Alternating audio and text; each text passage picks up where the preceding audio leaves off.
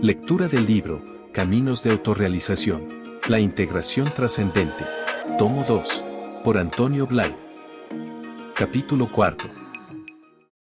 Factores que concurren en la experiencia espiritual. En el capítulo anterior estuvimos hablando de la experiencia central, que es lo más importante que hay en ese trabajo de realización espiritual. Conviene que nos detengamos un momento en esta experiencia para aclarar las circunstancias, el ambiente, los factores que, de un modo u otro, concurren, son favorables para que la experiencia sea óptima. Muchas personas están dando vueltas alrededor de lo espiritual. Afirman que sienten por ello mucho interés, que lo desean mucho, que en el fondo son muy espirituales. Pero se pasan toda la vida alrededor de lo espiritual. En realidad no se puede hablar de lo espiritual hasta que no empieza a vivir experimentalmente. Todo lo demás es un deseo, una vaga aspiración que están bien, pero que no son nada que pertenezca propiamente a la vida espiritual. La vida espiritual no es la vida hecha a base de ascetismo, de mortificación. Esto puede ser una vida que eduque, que desarrolle algunos aspectos de la personalidad. Pero no es la vida espiritual. Esta solo empieza cuando el espíritu, a través de la experiencia directa, llega a ser protagonista en nuestra vida. Mientras esto no ocurre, nosotros seguimos siendo los protagonistas en nuestra personalidad corriente. Indicaremos ahora unos requisitos que, si se cumplen y se trabajan, proporcionarán el máximo de seguridad y rapidez en la experiencia. Aspiración e intuición. Primero. El primer factor indispensable es que exista una aspiración real y una intuición real. Distingamos, aspiración es aquella demanda que hay en nuestra afectividad, la cual busca un modo más importante, más universal de sentir, de amar. Yo creo que en toda persona existe aspiración en un grado u otro, porque, unos más y otros menos, todos hemos conocido momentos en que nuestro corazón ha parecido ensancharse y hemos experimentado un amor más profundo, más amplio, más elevado. Esta experiencia ha dejado como huella una nostalgia, una amenaza. Y esa tendencia a volver a tener lo mismo, a progresar en este sentido, eso es aspiración. Cuando nuestra vida está empujando afectivamente, deseando sentir y vivir esa realidad afectiva de amor, de felicidad, de belleza, en un grado máximo, esa es la aspiración. La intuición es de un orden distinto. Aquí no se trata de sentir una demanda afectiva, sino de experimentar el hecho de una verdad que nuestra mente acepta como cierta sobre la existencia de una realidad superior al mundo normal conocido. Esta verdad superior se presenta como algo total, como algo único. Puede presentarse como un nivel de sabiduría desde donde las cosas pueden ser conocidas, pero también ofrecerse a la mente intuitiva como la realidad del ser que está detrás de todo lo que se mueve. Es decir, puede presentarse de muchos modos, con muchos matices, pero siempre adquiere la forma de un asentimiento, de una certidumbre, sin pruebas racionales de ninguna clase, de que existe una realidad superior y de que esta realidad superior está en contacto con nosotros y nosotros podemos establecer contacto con ella. Pues bien, esa aspiración y esa intuición, en un grado u otro, existen. Conviene que existan ambas cosas, pero también que estén bien definidas una de otra, que dejen de ser aspiraciones vagas para convertirse en aspiraciones claras y, sobre todo, integradas con la mente concreta.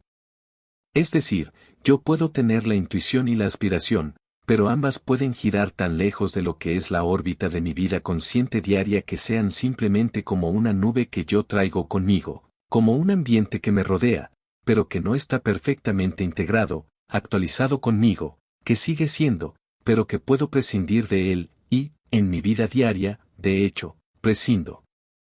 Es preciso que nuestra mente consciente se integre con esa aspiración, es necesario que para nosotros esta intuición y aspiración vayan siendo cada vez más claras, más reales, más evidentes y efectivas. Para conseguir esto será bueno que yo me dedique, en caso de no tener un concepto muy claro, a lo que se llama un trabajo de meditación, cuyo objetivo consiste precisamente en irme aclarando sobre las cosas que son objeto de aspiración o de intuición, tanto si son sentimientos como si son verdades.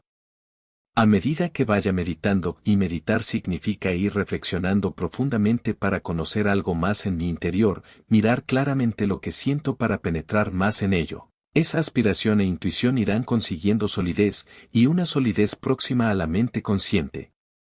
Por lo tanto, el primer requisito consiste en que la aspiración sea algo muy concreto, algo muy mío, muy próximo a mi realidad, no algo lejano y fluctuante. Vivencia del yo central. Segundo. En segundo lugar, es extraordinariamente útil el que yo haga trabajo en el descubrimiento y vivenciación de mí mismo, de mi yo central. Cuanto haya logrado vivir mi propia realidad en profundidad, más fácil me será dar este paso, o que se produzca esta experiencia.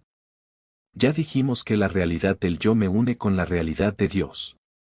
Cuando más soy yo consciente, cuanto más vivo mi propia realidad, más próximo estoy a la toma de conciencia de la única realidad que une todo. La puerta de entrada es esa conciencia del yo lo más trabajada posible. Ahora bien, es conveniente que esa conciencia del yo sea una conciencia con un sentido muy realista, no algo abstracto, una cosa pequeña que se siente por ahí dentro, en algún sitio, si está el cielo despejado y si el viento sopla de cara. No.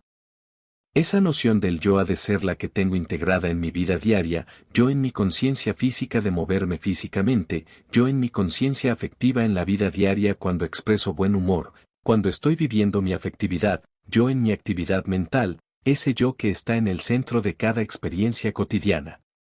Que no sea un yo teórico aparte de mi vida diaria, sino el centro de mi vivir diario, el centro de toda mi experiencia, es decir, ese yo integrado a todos los niveles de mi conciencia, concreto. Eso es lo que interesa. Y esto es lo que casi nunca se hace, porque cuando una persona tiene aspiraciones de lo superior se pasa la vida medio soñando en lo superior y medio flotando en lo inferior, y el resultado es que suele andar por ahí con una vaguedad, una conciencia difusa, y esto dificulta, entorpece, retrasa enormemente la posibilidad de la experiencia. Yo tengo que vivirme a mí mismo desde lo más hondo, de un modo pleno, total, completo, muy realistamente. Cuando puedo portar esta experiencia profunda, completa, real de mi personalidad, cuando todo yo voy hacia esta experiencia, entonces esta experiencia, al irrumpir, lo hace de una manera revolucionaria, afectándome y transformándome totalmente. Por tanto, hemos dicho, por un lado, que la aspiración y la intuición deben estar claras y próximas integradas en mi mente. En segundo lugar, que mi conciencia del yo ha de ser una conciencia lo más profunda posible e integrada con mi vivir cotidiano, con mis sentimientos, mis afectos, mi vitalidad, mis funciones orgánicas, mi intelecto, con todo. Como tercer punto, que yo trate de vivir, al menos de formarme una noción lo más clara posible, con este ser, con esta realidad superior. Que yo me dé cuenta del carácter absoluto de esa realidad a la que aspiro, de esa naturaleza absoluta con la cual yo trato de establecer un contacto. Que yo me dé cuenta de que estoy tratando de ponerme en presencia de un ser absolutamente inmenso, de un ser que es toda la inmensidad, la presencia total absoluta, lo más real, lo único real, lo que es de por sí y en sí de un modo real y eterno. Y, por tanto, que todo lo demás es transeúnte, aparente, transiente. Que yo me dé cuenta de que estoy tratando de abrirme a la presencia, de ponerme en contacto con el poder absoluto, el poder que maneja absolutamente todo lo que es, todo cuanto existe, la omnipotencia con todas sus implicaciones. Que este ser es, al mismo tiempo, la inteligencia absoluta, todo el saber, toda la sabiduría. Que este ser es en sí mismo, intrínsecamente, lo absoluto, la belleza absoluta, la felicidad absoluta, es decir, toda la felicidad que puede llegar a existir. El encuentro con Dios, situación única. Este es el ser a cuya realidad trato de abrirme y con el que intento correlacionarme. He de poder intuir lo más claramente posible lo extraordinario de la situación. No es que yo realice una actividad más en el curso de mi quehacer diario.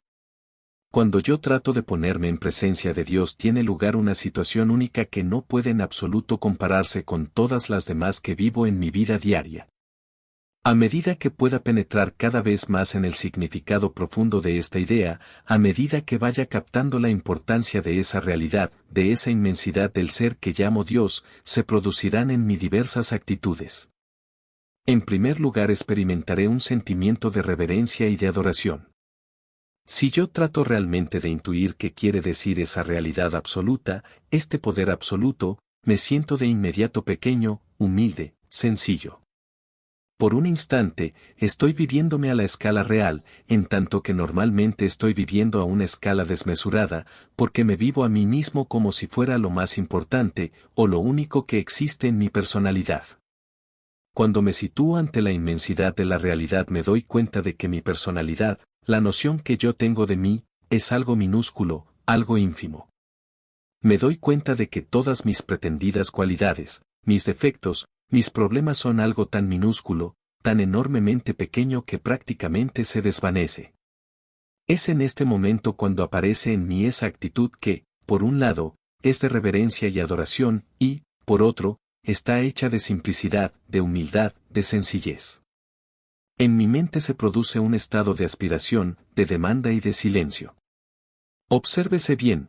Cuanto más me dé cuenta yo claramente de la importancia del ser con el que estoy presente, más naturalmente me quedo en silencio. Esta es una norma práctica que si se sabe tomar en cuenta es muy importante y muy útil.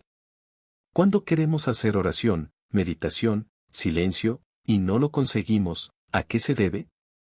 Simplemente a que estoy viviendo lo mío como lo más importante, a que el recuerdo, el sentimiento, se está moviendo en mí y es más real e importante que cualquier otra cosa. En cambio, cuando me doy cuenta de que lo más grande, lo más real, lo más enorme y maravilloso es aquello ante lo que me sitúo, el silencio deviene sin ningún esfuerzo.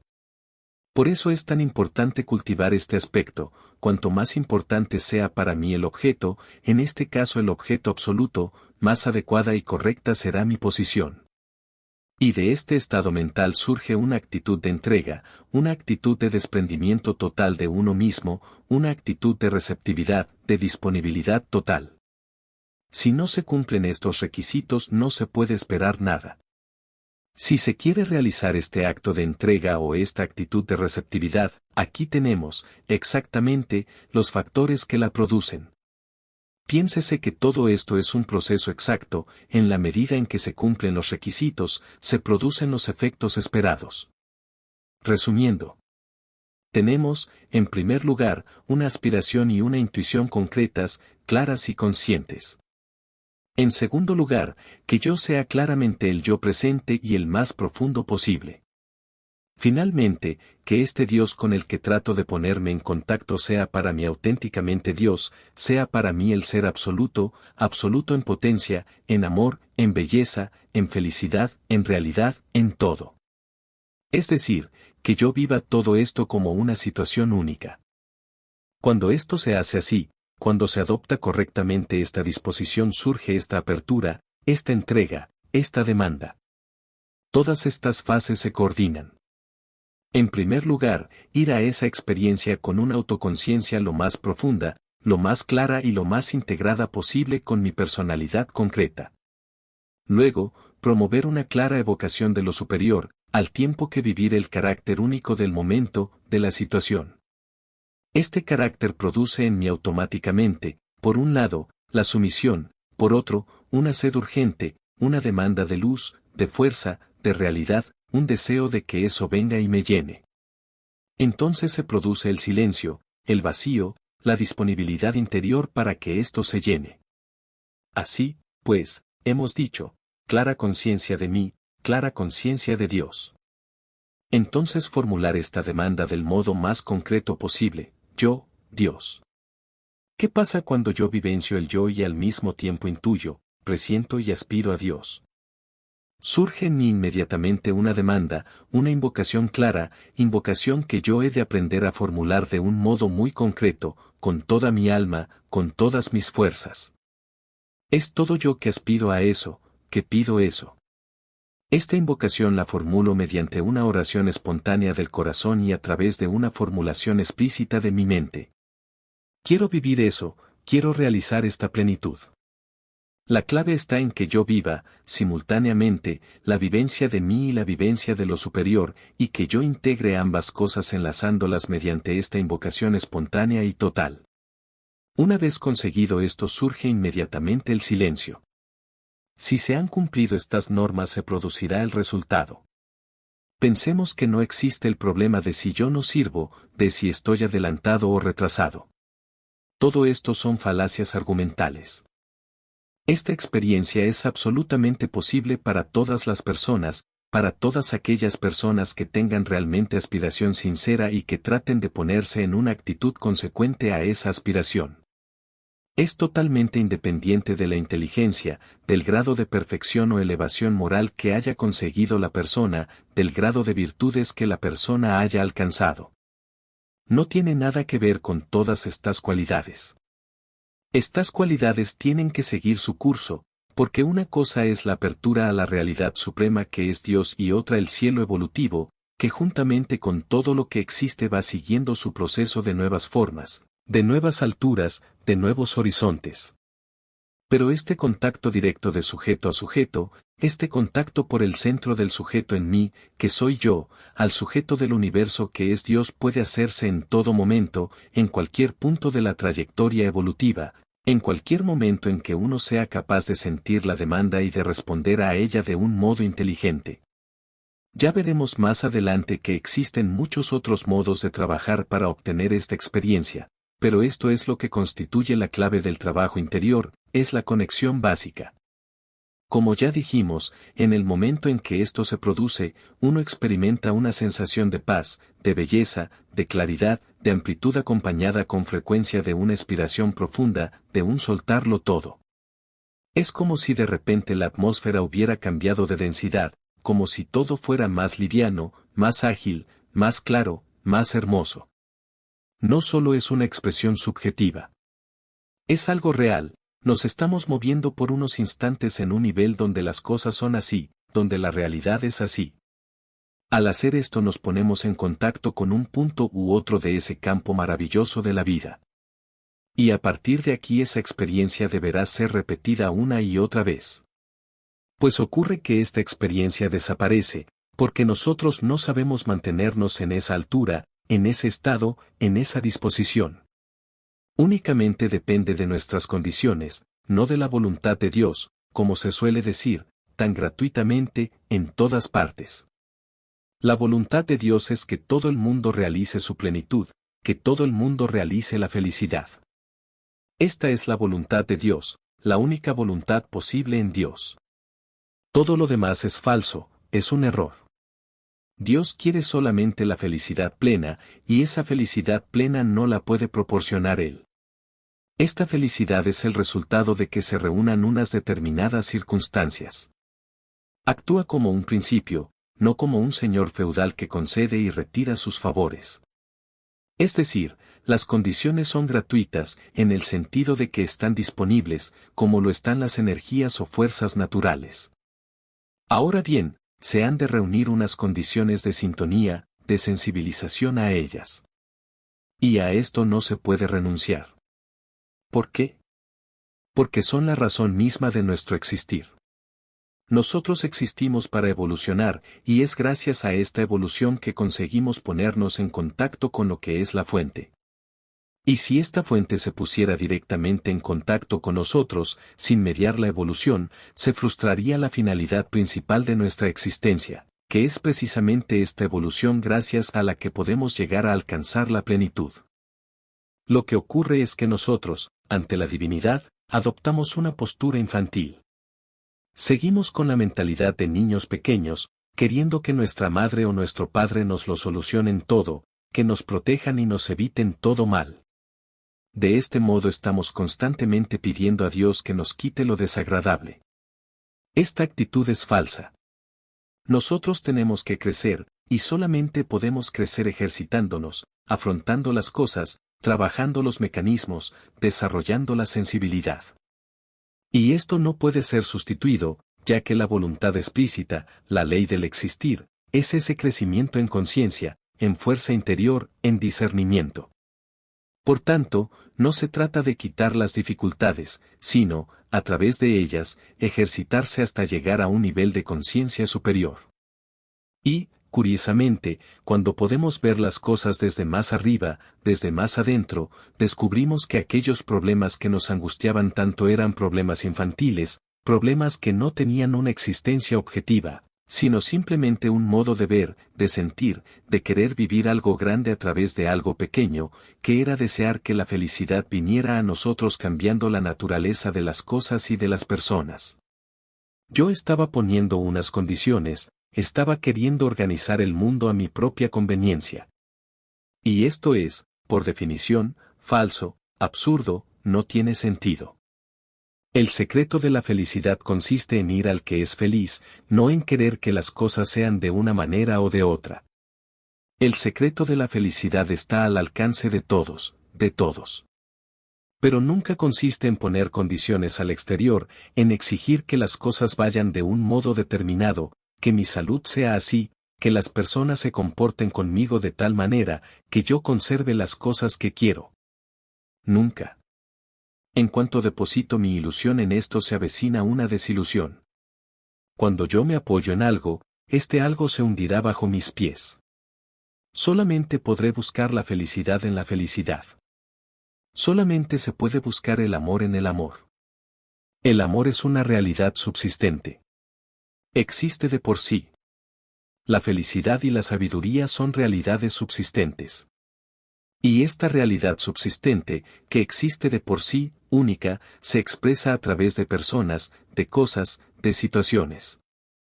Y como se expresa a través de estos medios, nosotros nos agarramos, nos crispamos sobre esta persona, cosa o situación, queriendo mantener este fuego, esta chispa de amor o de felicidad que se trasluce o que experimentamos a través de esa persona.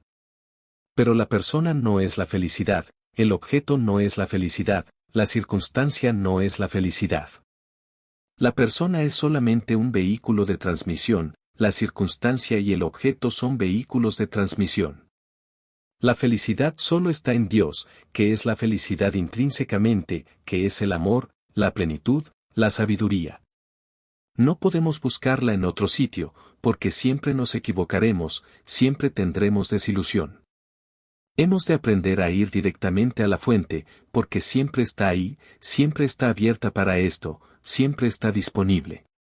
Solamente soy yo quien ha de cambiar. En lugar de esperar un cambio de las cosas, en lugar de estar reclamando de las situaciones y de las personas, he de constatar que nunca una situación, un objeto o una persona me puede proporcionar nada.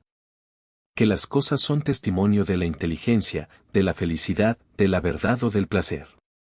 Que son testimonios, pero que no son el placer, la felicidad, la verdad o el bienestar. Todo esto solamente está donde ha estado siempre, en el absoluto. Y es ahí donde tengo que buscar, donde debo vivirlo, y es desde ahí de donde he de permitir que se exprese en mí. He de abrirme al absoluto para que estas cualidades se expresen en mí, para que no me vengan de afuera, de nada ni de nadie, sino para que yo me abra desde dentro, dando paso libre a ese centro que es mi centro, permitiéndole que surja y se muestre como un torrente. El único problema es dónde está nuestra mente, dónde está nuestra conciencia, hacia dónde buscamos. Toda la vida estamos vertidos hacia el interior, o viviendo interiormente el eco del exterior, nuestras emociones, nuestras experiencias, que son solamente un eco del mundo exterior. Nunca nada de eso podrá proporcionarnos algo auténtico. La clave de la realización espiritual está en aprender a hacer este gesto. Y no es que yo tenga que hacer esto además de lo otro.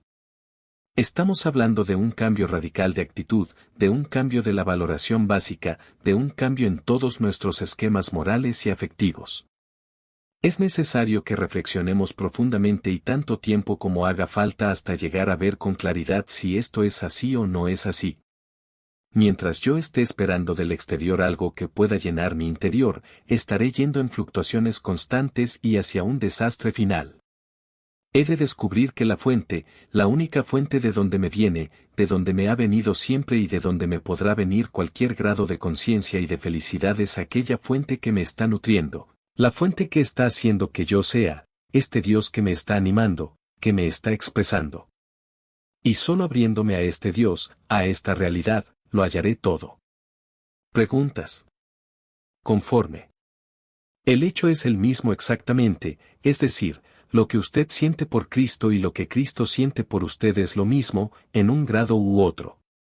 Yo estoy hablando aquí del hecho fundamental. He dicho que cada cual ha de poder darle una expresión particular, un modo. No hay ningún problema en esto. Dios no se va a enfadar.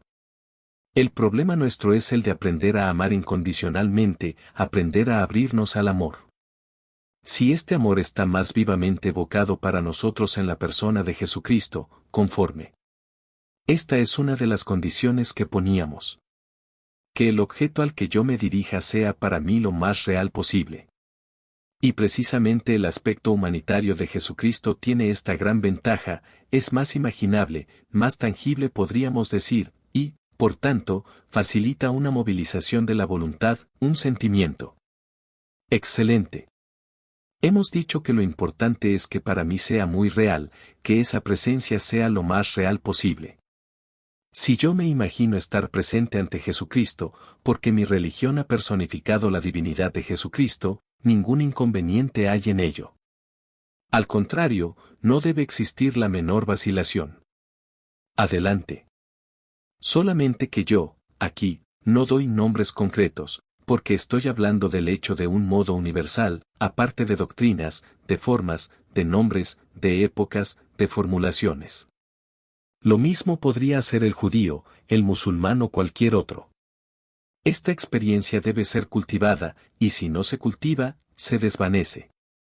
Esta puerta de entrada es una puerta muy lábil, muy sutil, y si no se trabaja y refuerza, uno puede retroceder. Hasta que llega un momento en que se consigue vivir de un modo permanente. Y no solo se vive permanentemente, sino que se avanza en esta dirección, se progresa. En este caso es más difícil. Todo esto se trabaja en circunstancias óptimas. Para nosotros, este trabajo de acercamiento y de apertura es más real cuanto más completo es. Y, naturalmente, si mi aspiración busca eso, pero mi mente está obturada, cerrada y preocupada por muchas cosas, aunque en ciertos momentos llegue a sentir esta alegría y esta fuerza no puede llegar a establecerse la experiencia de un modo pleno, porque falta un instrumento disponible. Igualmente es muy importante esta conciencia clara y profunda de uno mismo. Esto último, aquellas personas que sienten una inclinación natural hacia el aspecto religioso suelen olvidarlo, desdeñarlo, lo importante para ellas es Dios. Sin embargo, se encuentran más tarde con que en la vida tienen que batallar, vivir de un modo afirmativo, tienen que tener una voluntad, una energía, unos criterios, una solidez. Y entonces ese Dios, tal como ellos lo han concebido, no les sirve para nada. Y un Dios que no sirve para nada en las cosas de cada momento es un Dios muy pequeño, muy fragmentado, muy parcial. Dios ha de ser Dios absolutamente de todo. Esto significa que esta cultura del yo profundo, a mi entender, es fundamental, ya que facilita todo el proceso de mi espiritualidad. Antes que nada hemos de ser hombres de un modo pleno y profundo, no solo en el sentido corriente, sino en profundidad. Y esta profundidad no va en contra de la realidad divina, al contrario, se aproxima a ella cada vez más. Es preciso que la persona, si siente esta demanda, trabaje en los dos polos, Dios, yo, Dios, yo. De manera que Dios, yo, Dios constituya el eje sobre el que se apoyen absolutamente todas las experiencias de la vida cotidiana. Porque esta es la única realidad, la realidad vivida como sujeto y la realidad vivida como absoluto. Y esta es la única constante que hay en la persona. En cualquier otra cosa que se apoye, la persona se apoya en algo mudable, que se le escapa de las manos. En cambio, esta noción de realidad profunda que va desarrollando el yo abierto, el yo en sintonía con esa noción que tiene de Dios, es un eje permanente que le sitúa en el centro de sí mismo y en el centro de todo lo que ocurre. Y esto, desgraciadamente, no se cultiva. Así, vemos a personas muy religiosas, con grandes ideales, con grandes sentimientos, pero que luego en la práctica se dejan avasallar por individuos poco maduros. ¿Ves? No se puede ser bueno en este mundo. Hay individuos con una cara muy dura. Y esto no debe ser así.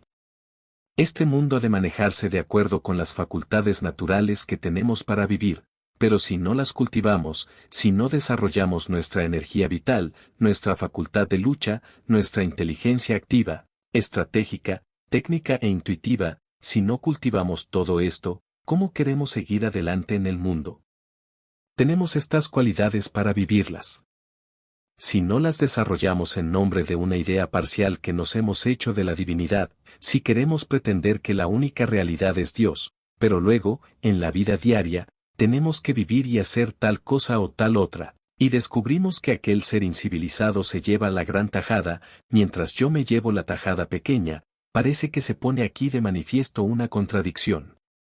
Este es el lamento en la mente de muchas personas, hasta que por fin llegan a la conclusión. Se acabó, basta de virtuosismos.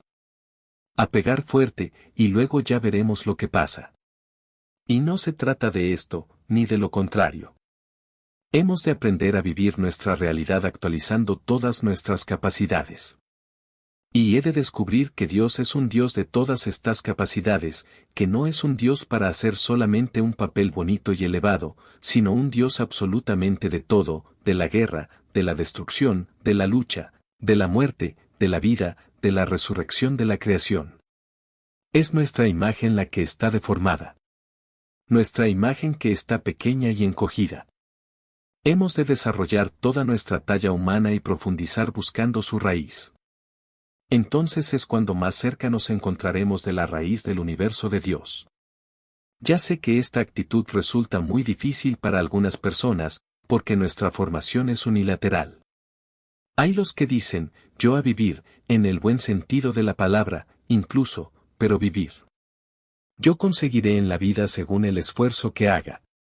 Por lo tanto, desarrollo mi capacidad de esfuerzo. Otros dicen, no. Lo importante es Dios.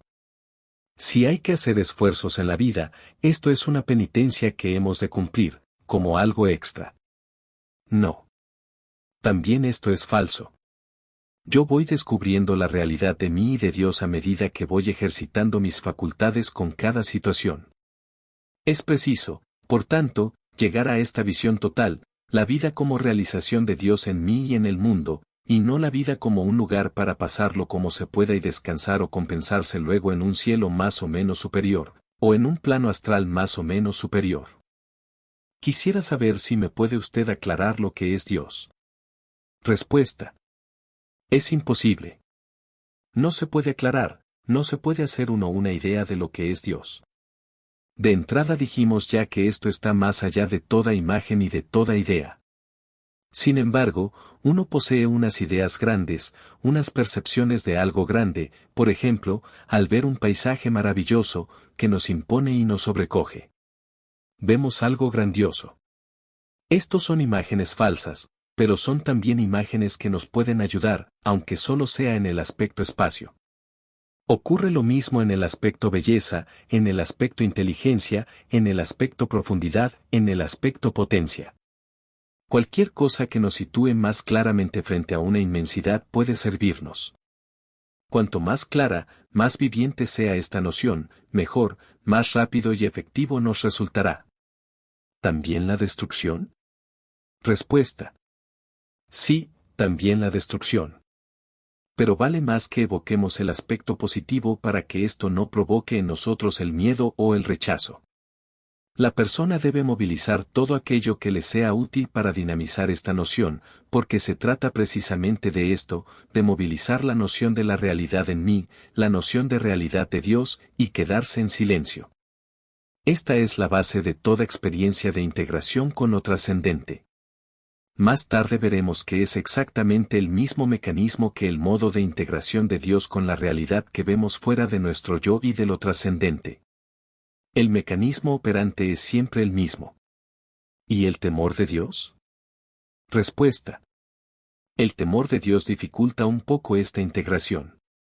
Esto es debido a que nos sobrecoge, y cualquier cosa que nos sobrecoja en la vida diaria nos hace pensar el modo en que nos sobrecogeríamos ante la visión de Dios en su inmensidad. nos lleva a una cierta actitud de encogimiento. Y no hay que encoger nada. Hay que afirmar la máxima realidad que tengo de mí y, al mismo tiempo, afirmar la máxima noción de Dios. Vivir las dos cosas. A Dios no se va negativamente, se va positivamente. Es lo que es. Por tanto, viviendo lo que es se llega a plenitud de Dios. Ahora bien, hay que evitar el orgullo, el valorarse tanto a uno mismo que uno llegue a creerse que es lo más importante. Este es el otro extremo. Frente a esto se recomienda que uno sea humilde. Para llegar a la verdad hemos de vivir la verdad. Para llegar al amor, hemos de vivir el amor. Para llegar al poder hemos de vivir el poder. Siempre el medio y el fin son idénticos, porque, en definitiva, el fin es la culminación de todo medio. Respuesta. En el momento en que yo utilizo mi intuición para llegar a ese Dios, estoy fuera de las identificaciones. Hay identificación cuando yo veo el bien y la cosa, y confundo la cosa con el bien. Esto es muy importante. Cualquier persona o forma es el perfume de esa divinidad. Pero cuando yo confundo esa forma con esa cualidad, entonces quiero retener la forma, porque si no lo consigo, no soy feliz. Respuesta. Estamos tratando a Dios de una forma humana. Por esto, si hay algo inexplicable, nosotros siempre buscamos una explicación, la inventamos. Las cosas siempre obedecen a unas leyes. La voluntad explícita en la naturaleza es precisamente las leyes que hacen que la naturaleza exista. Lo que ocurre es que hay un nivel donde existen otras leyes. Cuando esas leyes superiores actúan sobre el mundo de esas masas elementales, entonces se produce lo que se llama milagro, o cosa especial. Pero no es que haya una voluntad que intervenga y cambie lo que estaba previsto. No, simplemente es que se produce una interacción de leyes. La desesperación, a mi entender, es querer lo impersonal desde lo personal. Es decir, en mí existe una demanda de absoluto y yo intento vivirla a través de mis mecanismos personales, estoy chocando con una imposibilidad. Si existe angustia, es que existe fe, demanda. Hay que convertir esta angustia en su vertiente positiva, que es esa demanda. La angustia ocurre porque la aspiración está frustrada, porque no se vive en su vertiente luminosa, sino que se vive aferrado en lo personal.